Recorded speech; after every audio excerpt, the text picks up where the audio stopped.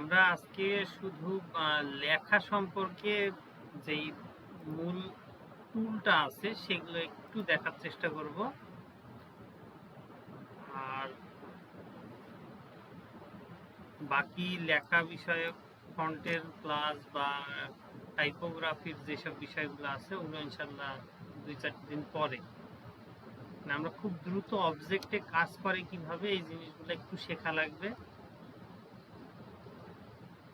আমরা মূলত আজকে যে টাইপ টুলটা শিখবো। আবার আসলে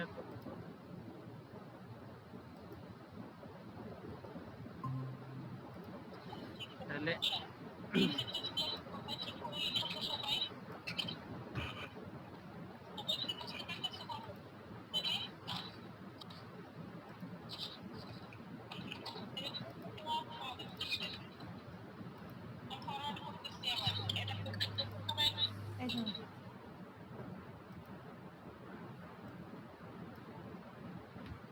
তাহলে কয়েকটা নাম আছে, আমরা একটু নামগুলা প্রথমে তুলে নিই।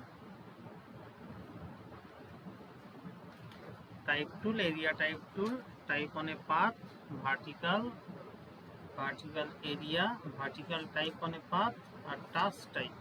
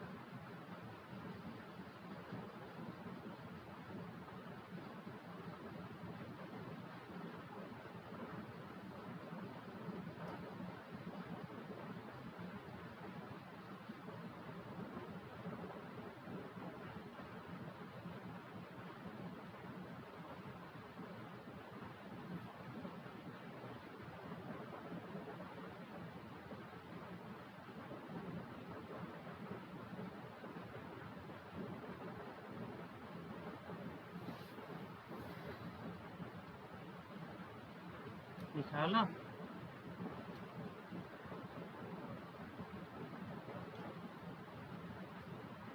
যখনই কোনো নাম লিখতে দিব তখন একটু জায়গা ফাঁকা রেখে লিখলে ব্যাখ্যাগুলো সাথে সাথে লেখা হয়ে যায়, কারণ সুবিধা হয়। যাই হোক, কারো কোনো সমস্যা থাকলে একটু আমরা চেষ্টা করব গ্রুপে জানানোর। যদি গ্রুপে জানানো হয় তাহলে গ্রুপে আমার চেয়েও ভালো প্র্যাকটিস করা অনেকেই আছে সদস্য, যারা উত্তর দেওয়ার জন্য উন্মুখ হয়ে থাকবে। তাই কারো কোনো রকমের সমস্যা হলে একটু নিজেদের গ্রুপে জানাবো। গ্রুপে জানাইলে কেউ না কেউ তো উত্তর দিবেই, আর যদি নাও দেয় তো আমি হয়তোবা গ্রুপে ঢুকলেই উত্তরটা দিয়ে দেওয়ার চেষ্টা করব। আর কারো কোনো রকমের সমস্যা হইলে একটু জানাবো গ্রুপে, কাজ সম্পর্কিত। আচ্ছা, একটা প্রশ্ন আসছিল গতদিন, এই সার্কেলটার সঠিক মাপ রাখা যায় কিভাবে। সার্কেল নিলাম, জাস্ট ক্লিক করে দিলেও ও বলে কত পিক্সেল বাই কত পিক্সেল। আমি যদি 500 বাই 500 দিয়ে দিই তাহলে দুই জায়গাতে টাইপ করলেই 500 সাইজেরই আসবে। আর এর সাথে পাশে একটা চেইন আইকন আছে, একবার তাকাইলে হয়তো দেখতে পাচ্ছি এই চেইন। এই চেইনটা চালু রাখলে, অর্থাৎ কনস্ট্যান্ট আনুপাতিক নির্দেশ করে। অর্থাৎ এখন যদি উপরে 501 হয় নিচেও 501 হবে, উপরে 510 হলে নিচেও 510 হবে। কিন্তু এই চেইনটা যদি আনলক করে দেওয়া হয়, এখন উপরে যদি হাজারও হয় নিচে পরিবর্তন হবে না, বা নিচের একটা মাপ থাকলেও উপরের পরিবর্তন হবে না। আবার দুইটার এক রকমের একটা মাপ আছে, যে কোনো মাপ রাখতে পারি। এই অবস্থায় চেইন চালু করলাম, এখন একটার পরিবর্তন করলে আরেকটাও পরিবর্তন হবে। এই অবস্থায় ওকে করলে এই সেম মাপের একটা সার্কেল চলে আসে। আচ্ছা, দ্বিতীয়ত এই সার্কেলকে বড় ছোট বা কনস্ট্রেইন আকারে করতে হলে আমরা গতদিনও বলেছিলাম শিফট চাপ দেওয়া লাগে, আর যদি দুই পাশেই সমান হারে বাড়াইতে চাই তাহলে অল্টার সহ লাগবে, অল্টার শিফট। এই হচ্ছে কথা, গতদিন এইটুকুই করা হয়েছিল। যে প্রশ্ন করছে তার জন্য এইটুকুই উত্তর, আশা করা যায় এইটুকুতেই হবে। তাও সমস্যা থাকলে অবশ্যই আমরা প্রশ্ন করব, তবে গ্রুপে প্রশ্ন করলে সুবিধা হবে। আচ্ছা, টাইপ টুলের প্রথম যেটা সেটার নাম হচ্ছে জাস্ট টাইপ টুল। তাহলে টাইপ টুল কি? আমরা টাইপ টুল নিলাম, একটা ক্লিক করলাম, ক্লিক করা মাত্র বাই ডিফল্ট 12 পিটি সাইজের 100% পেজের সাইজ করলে বোঝা যায় 12 পিটি কতখানি। সাধারণত আমরা যে দোকান থেকে প্রিন্টেড যে কপিগুলা নিই বা গাইড বইয়ের যে লেখার সাইজগুলো 12 থেকে 14 সাইজেরই হয়। সাধারণত 14 পিটি বেশি ব্যবহার করে, তবে ইংরেজি লেখার ক্ষেত্রে 12 পিটিও ব্যবহার হয়। অ্যাডভান্স বইয়ে 12 পিটি দেওয়া আছে, আর 2 লাইনের মাঝে 1.5 পিটি করে ফাঁকা দেওয়া আছে। বোঝাতে পারলাম? খুব ছোট ছোট এরকম ছোট লেখা না, বোঝা যাচ্ছে কি? আচ্ছা, তো ওখানে অবশ্য 100% না, ওখানে একটু বড় দেখাচ্ছে, কিন্তু আমাদের এই যে এই ল্যাপটপের স্ক্রিনের 100%টা ঠিক আছে। তো টাইপ টুল ক্লিক করলাম, লেখা চলে আসলো। এই লেখা আসার পরে টাইপ টুলের এই পাশেও বংশধর আছে, এখান থেকে অনেক রকম পরিবর্তন করা যায়, যেটা আমরা শিখব সামনে। আবার এই উপরেও থাকে বিভিন্ন পরিবর্তনের জায়গা, তার মধ্যে একটা আছে ফন্ট সাইজ, 12 পিটি দেওয়া আছে। এটা যদি আমরা একটু বড় করে দিই, লেখার সাইজ হয় যে বড় বা ছোট হয়। বুঝতে পারলাম? আমাদের চোখে দৃশ্যমান একটা সাইজের লেখা তৈরি করে রাখলাম, যেন আমাদের লেখা দেখতে সুবিধা। বাই ডিফল্ট লোরেম ইপসাম লেখা আসে, আর যদি আমরা এই ক্লিক করে ছেড়ে না দিয়ে ক্লিক করে ড্র্যাগ করি তাহলে একটা অংশে লেখা চলে আসে, যেটাকে বলা হয় এরিয়া টাইপ টুল। এর ভিতরে একটা তখন প্যারাগ্রাফ চলে আসে। এখানে আমাদের ফন্ট সাইজ বড় দেওয়া আছে, তাই খুব বেশি লেখা হলো না। আমরা যদি এই 12 সাইজেরই দিয়ে যদি ক্লিক অ্যান্ড ড্র্যাগ করি, তাহলে এই যে লোরেম ইপসাম $CTAMET, এগুলোকে বলা হয় ডেমি টেক্সট। ডেমি বা ডেমো। মোবাইল ফোন কিনতে গেলে হয়তোবা একটা ডুপ্লিকেট মোবাইল ফোন দেখেছি, হয়তোবা ডিসপ্লেতে থাকে, অরিজিনাল না, ওগুলোকে বলা হয় ডেমি সেট। বোঝাতে পারলাম? এই লোরেম ইপসামের কোনো মানে নাই, এইটা একটা লেখা। বোঝাতে পারছি? প্যারাগ্রাফ বোঝানোর জন্য লেখা। তাহলে এই টাইপ টুলের প্রথম যেটা, এইটাই একটা ক্লিক করলে এটাকে বলা হয় পয়েন্ট টাইপ টুল। হ্যাঁ, আর যখন একে ড্র্যাগ করা হয় তখন এটার নাম হয়ে যায় এরিয়া টাইপ টুল। তাহলে দুইটা নাম আসলে, একটা পয়েন্ট টাইপ টুল আর একটা হচ্ছে এরিয়া টাইপ টুল। তাহলে এরিয়া টাইপ টুল আর একটা পয়েন্ট টাইপ টুল। তাহলে একটু লিখে নিই নাম দুইটা।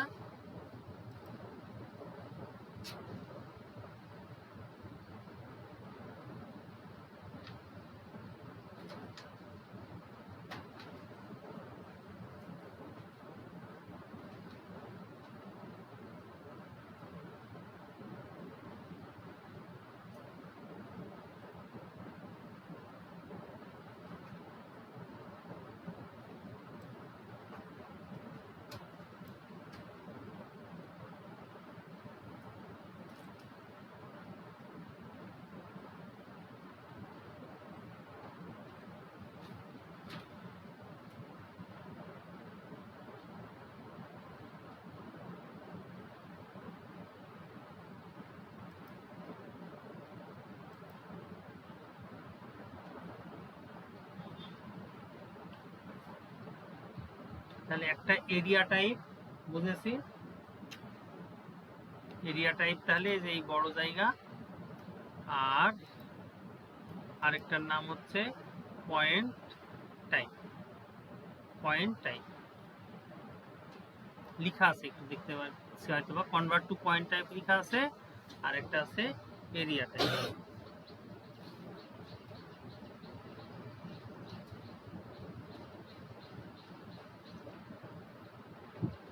লেখা হলো। তাহলে এই দুইটা জিনিস একটু বুঝি, এরিয়া টাইপ কি আর পয়েন্ট টাইপ কি। একটু খেয়াল করলে দেখবো, এখন যদি আমরা এই এই লেখাটা কি পয়েন্ট না এরিয়া? Point type. তাহলে পয়েন্ট টাইপকে আমরা যদি এখন বড় করি, লেখাটাও বড় হচ্ছে না? আচ্ছা, যখন এরিয়া টাইপটা বড় করবে, এটা এরিয়া টাইপ, তখন লেখার সাইজ ঠিকই থাকবে, জায়গা বড় বা ছোট হবে। বুঝতে পারলাম? এরিয়া টাইপ আর পয়েন্ট টাইপের পার্থক্য কি বুঝাইতে পারছি? তাহলে একটু লিখে নিই।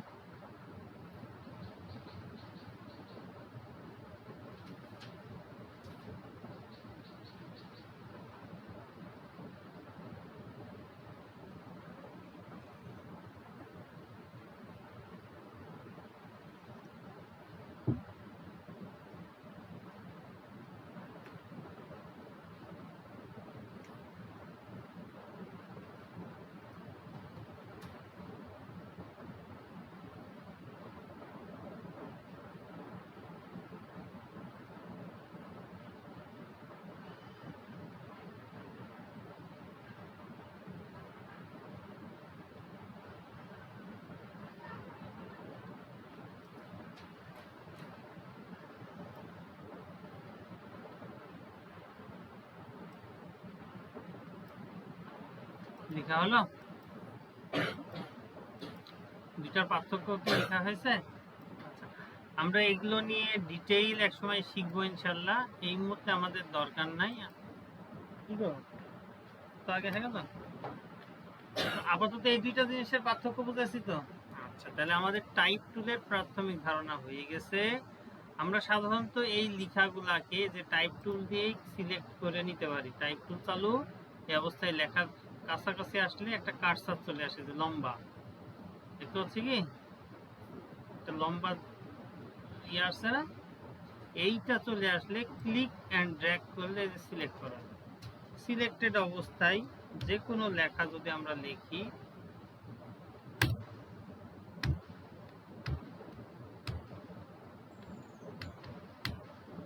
তাহলে সেই লেখাটাই চলে আসবে। বুঝতে পারলাম? বা জাস্ট ক্লিক করার পরে অটোমেটিক্যালি লেখাটা কিন্তু সিলেক্টেড থাকে। এই অবস্থায় আমরা যাই লিখি সেইটাই চলে আসবে। বুঝলাম? বা গতদিন যারা ওই যে ক্লাসে নাম বের করাটা শিখে ফেলেছি, অর্থাৎ কাজের ক্ষেত্রে নাম বের করা যে শিখে ফেলেছি, তাদের ক্ষেত্রে ওই নামটা কপি করে এনে জাস্ট পেস্ট করলেই হয়ে গেল। আমি একটা এমনি ওপেন করি,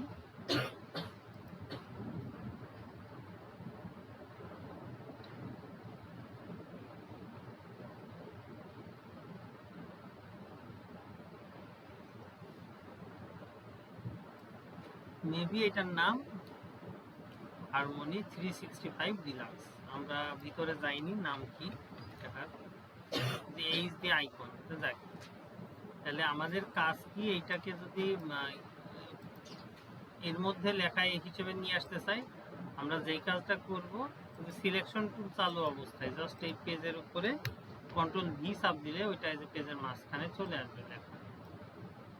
বুঝলাম? তবে এইভাবে লেখা আসলে যাদের 21 ভার্সন আছে তারা ব্যতীত সবারটার এই শেষে একটা এরকম ক্রস থাকে, তার কোনো বক্স সহ। এইটাকে আমাদের তখন সিলেক্ট করে ডিলিট করতে হয়। এই ক্লিক ড্র্যাগ সিলেক্ট, অথবা জাস্ট ক্লিক, ক্লিক করলে কার্সার ব্লিঙ্ক করবে, যে ব্লিঙ্ক করতেছে, এই ব্যাক স্পেস, বা ভিতরে থাকলে ডিলিট, যেটাই চাপি ডিলিট হয়ে যাবে। বুঝতে পারলাম? তাহলে লেখা যদি আমরা নিচ থেকে পিডিএফ তৈরি করি বা কোনো লেখার প্রয়োজন হয়, তাহলে নিচ থেকে তো টাইপ করে লিখতে পারবোই। আর না হলে যারা কাজ করব, তাহলে তাদের আজ থেকে নাম বের করা শিখেছি, ওই নামটাই নিয়ে এসে এখানে দিয়ে দিব, অটোমেটিক্যালি আমার লেখা হয়ে গেল, বানান ভুল হবে না। বুঝতে পারলাম? একটা সময় ছিল অনেকেই লেখা দেখে এসে বানান সহ লিখতো, লিখে বানান ভুল হয়ে যাইতো, কাজ ভুল হয়ে যাইতো। এটুকু বোঝাইতে পারছি কি? তাহলে touch type two, sorry, point type tool আর এরিয়া টাইপ টুলের মধ্যে তো পার্থক্য বুঝে গেছি। এখন এই এরিয়া টাইপ নিয়েই আলাদাভাবে টুল আছে। তার মানে আমাদের যদি একটা কোনো এরিয়া থাকে, মেবি আমরা একটা বৃত্ত বা পলিগন বা অন্য কিছু নিলাম, এর মধ্যে আমরা লিখতে চাই, তাহলে এটা একটা এরিয়া, এরিয়ার মধ্যে লিখতে চাই, তাহলে আমাদের টুল নেওয়া লাগবে কি? Area type tool. Area type নিলাম, এই যে গোল অবস্থায় দেখাচ্ছে, এটা যখনই এর কাছাকাছি নিয়ে আসবো এটা চেহারা একটু পাল্টায় যাবে। পাল্টাচ্ছে না কেন? ও জাস্ট প্যাড ধরতেছে, প্যাড ধরলেও হবে। যদি একটু খেয়াল করি, ওই ভিতরে আসলে এমনি এখনকার ভাগ না নিচ্ছে না তো। তাহলে আমাদেরকে সরাসরি এই যে এদিকে নিয়ে এসে পাতের উপরে ক্লিক করতে হবে। পাতে যে ধরতেছে, আমারটাই কেন জানি কোনো চেহারা পাল্টাচ্ছে না। চেহারা পাল্টানোর কথা। তো এই যে পাত ধরতে পারলো, ক্লিক করলাম, লেখা চলে আসলো। বুঝতে পারছি কি? তাহলে এরিয়া টাইপ এইটা বোঝা গেল। তাহলে আমরা যে কোনো শেপ দিয়ে যদি আমরা লেখা দিতে চাই, তাহলে আমাদের এরিয়া টাইপ টুল সবচেয়ে ভালো হবে। তাহলে এরকম একটা শেপ আছে, এই শেপের মধ্যে আমরা লেখা দিব, তাহলে এরিয়া টাইপ টুল নিব, নিয়ে ক্লিক করবো, এই যে লেখাটা চলে আসবে। ঠিক আছে? লেখার সাইজ একটু ছোট করলেই এইসব জায়গার ভিতরেও লেখাটা চলে আসবে। বুঝতে পারলাম? একটু লিখে নিই এরিয়া টাইপ টুল সম্পর্কে, তারপরে টাইপ অনেক।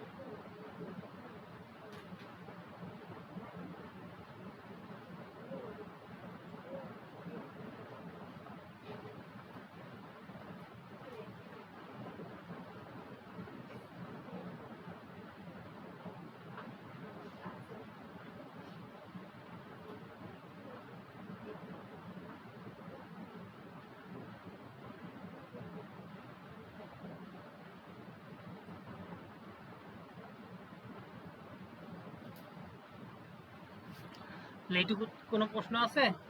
আচ্ছা, এরপরে তাহলে টাইপ অনে পাথ টুল, এইটা খুব কাজের এবং মানে একটা বড় অংশের কাজ আমরা এই টাইপ অনে পাথ টুল দিয়ে শিখবো এবং করব। টাইপ অনে পাথ টুল নিয়ে আমাদের আরো ক্লাস হবে, আজকে যতটুক হয় হবে, কিন্তু টাইপ অনে পাথ এইটার উপরে অনেক বেশি জানার দরকার আছে। যারা জিএফএক্স মেন্টর দেখছি, তারা একটা ব্যাচ বানায় দেখাইছিল, যে তুমি একদিন দেখছিলে বোধহয়, করতেছিলে নাকি? তো টাইপ অনেক পাত টুল দিয়ে ওইটা করে। এগুলো খুব কাজের, প্রয়োজনীয় এবং অর্থ উপার্জন সমৃদ্ধ, মানে ওইটার মাধ্যমে অনেক বেশি পয়সা কামাই করার মতো কাজ হয়। আচ্ছা, কারো পেন টুল এরকম হয়ে যদি থাকে, কারো একজনের দেখলাম মনে হলো, তো এরকম হয়ে থাকার মানে হচ্ছে তার কম্পিউটারে ক্যাপস লক চালু আছে। ক্যাপস লক চালু থাকলে এরকম পয়েন্ট হয়ে থাকে, ঠিক আছে? এই যে ক্রসে আছে, ক্রস হওয়ার কারণ হচ্ছে ক্যাপস লক চালু থাকা। ক্যাপস লক কি আমি একটু দেখাই দিই।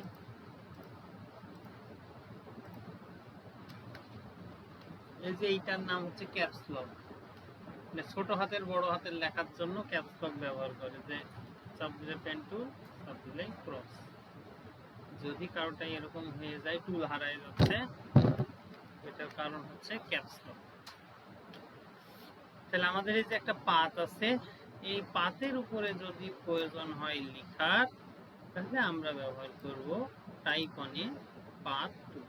এর উপরে আসা মাত্র যে পাত বলে চিহ্নিত করতেছে, তাহলে এইটুকুই কাজ শেষ, ঠিক আছে? ক্লিক করা মাত্র যে লেখা চলে আসবে। লেখার সাইজ অনেক ছোট হয়ে গেছে, একটু বড় করি। ওই লোরেম নিয়ে এসেছে, আমরা ডিলিট করে নিজেদের মতো লিখতে পারি।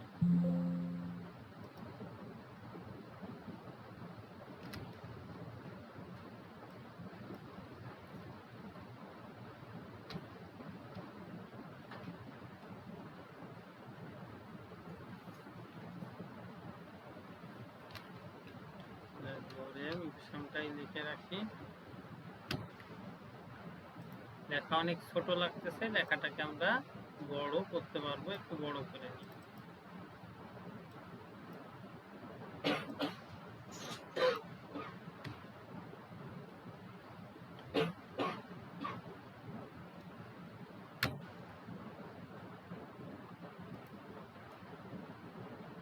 তাহলে একটু খেয়াল করলে দেখবো যে এই যখনই লেখা থাকে, তখন লেখার বাম পাশে এরকম একটা বক্স থাকছে, দেখতে পাচ্ছি কি, একটা লাইন সহ। এইটা মাঝখানে একটা থাকে আর একটা ডান পাশে, ঠিক আছে? তাহলে বামের মাঝখানের এটা সেন্টার, বামের এটা লেফট সাইড, আর এটা রাইট সাইড। তার মানে এইখানে আমরা লিখতে লিখতে কত দূর লিখতে পারবো? এই ব্যবধির শেষ মাথা পর্যন্ত, ঠিক আছে? আমরা চাইলে এই ব্যবধিটা ছোট করতে পারি। তাহলে কি করবো? এই রেখাটাকে ধরে বামে যদি টেনে আনি, তাহলে লেখার সমান বা কিছুটা কম বা বেশি করতে পারি। যদি আরো ছোট করতে যাই, তাহলে যে একটা প্লাস সাইন দেখাচ্ছে, তার মানে এর ভিতরে কিছু লেখা ঢুকে যাবে। আমরা যতটুকু দরকার ততটুকু রাখাটাই ভালো, অতিরিক্ত রাখলে ঝামেলা হইতে পারে। এরপরে আরেকটা বিষয়, যে মাঝখানের হ্যান্ডেল যেটা দেখলাম, এইটাকে যদি আমরা সিলেক্ট করি, তাহলে চাইলে আমরা এটা উপর দিয়ে যে কোনো জায়গায় নিয়ে যাইতে পারি। আবার যদি রেখার নিচে টান দিই, তাহলে নিচেও আনতে পারি। বোঝাতে পারছি কি? নিচেও আনতে পারছি, আবার উপরেও তুলতে পারছি, আবার যে কোনো জায়গাতেও নিয়ে যাইতে পারছি। এইটুকু বোঝাইতে পারলাম। টাইপ অনে প্যাড টুল বোঝা গেছে কি? এটার আমরা আরো ক্লাস করব, কিন্তু আজকে এই পর্যন্ত একটু লিখে রাখি, টাইপ অনে পাথ টুল।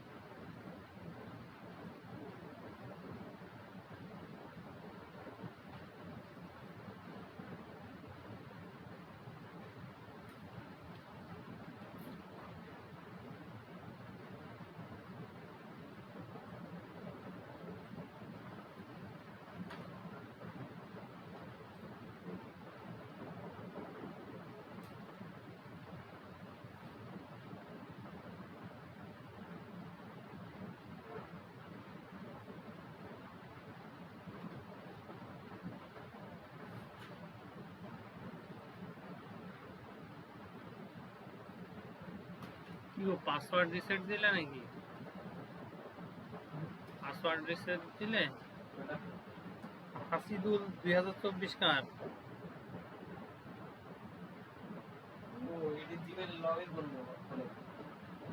গ্যালাক্সি A12 আচ্ছা এত জায়গায় বেড়া বেড়া লিভারের চোখে নাকি এত জায়গায় লিভারের চোখে অ্যাকাউন্ট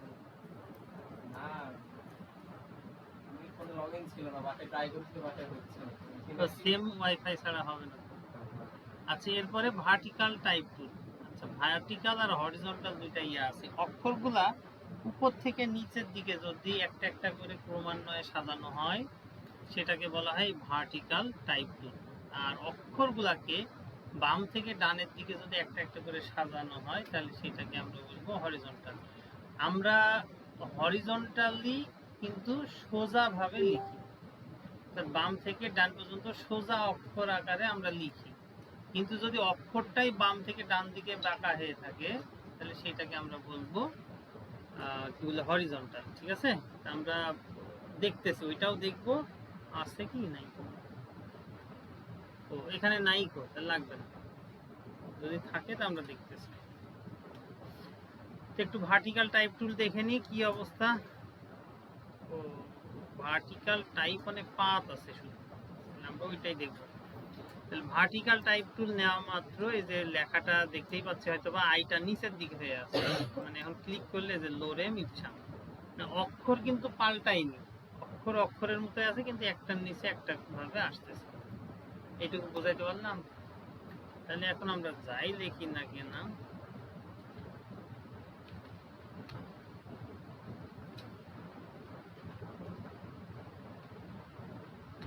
নিচে নিচে আসছে, বোঝাতে পারছি, বোঝাতে পারলাম। এরপরেরটা সেম কথা, ভার্টিক্যাল এরিয়া টাইপ টুল। তার মানে আমরা একটা এরিয়া যদি বানায় নিই,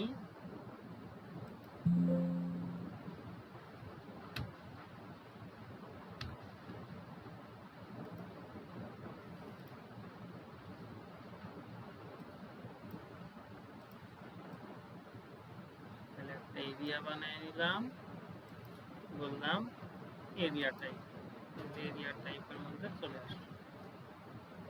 ঠিক আছে, তো এইটার ভিতরে একটু অ্যালাইনমেন্ট উল্টা লাগে, যে এই পার থেকে আসছে লোরেম ইপসাম ডলার সেট, ডান পাশ থেকে এসেছে, বুঝতে পারলাম।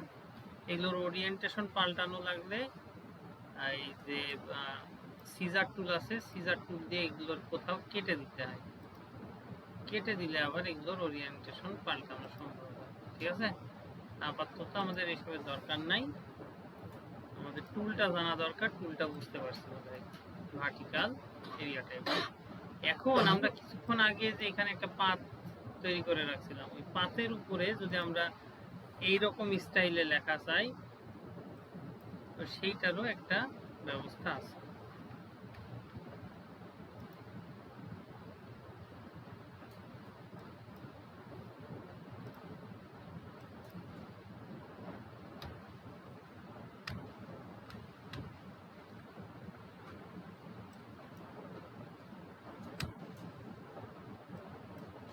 তাহলে এইটা সেই পাত, নতুন পাত,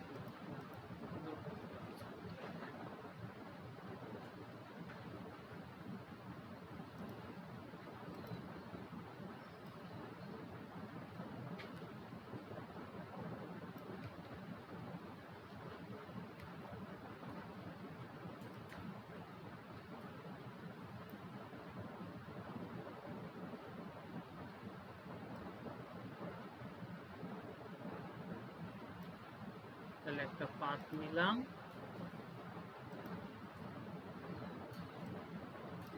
পাতের উপর ভার্টিক্যাল টাইপ মানে পাত টুল নিয়ে জাস্ট আমরা যদি পাতের উপর ক্লিক করি, এই যে লেখাটা এখন হয়তো বুঝতেছি, এই যে LOREM, বুঝাতে পারছি কি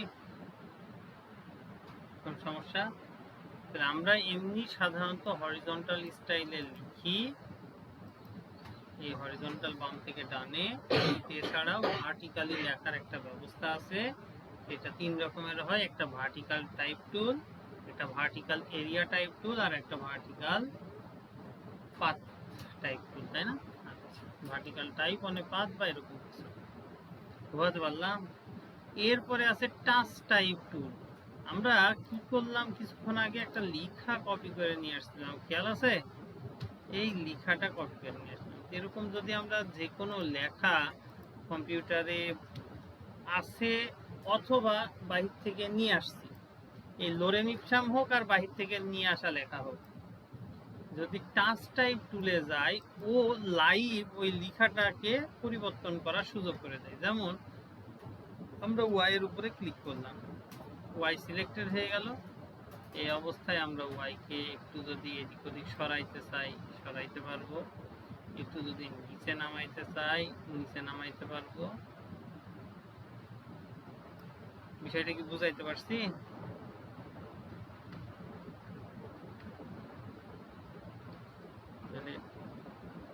টাচ টাইপ টুলের ঘটনাটা কি বোঝা গেছে?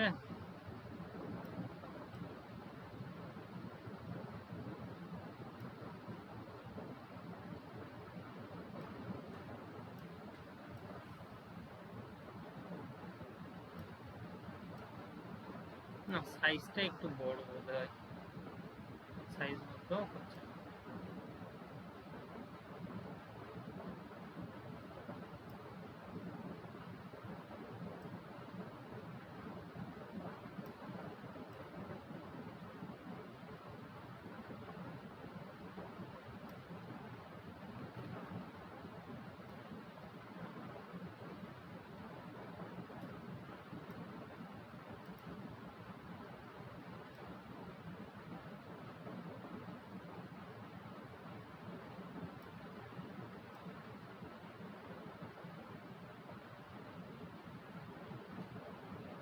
টাচ টাইপ টুল কি করছে, কোন অবজেক্টকে আমরা সিলেক্ট করতে পারছি, তার সাইজ পরিবর্তন করতে পারতেছি, তার ওরিয়েন্টেশনও চাইলে পরিবর্তন করতে পারবো। কোনার থেকে যাচ্ছে, তাহলে যে কোনো লেখাকে আমরা সিলেক্ট করব, গ্লিপ টিলিপ পরিবর্তন করতে চাইলে সেটা করতে পারবো, একে ধরে উপর নিচ করতে পারবো, ছোট বড় করতে পারবো, আবার চাইলে ঘুরাইও রাখতে পারবো। বিষয়টা কি বোঝাইতে পারলাম? হ্যাঁ, লিখে নি।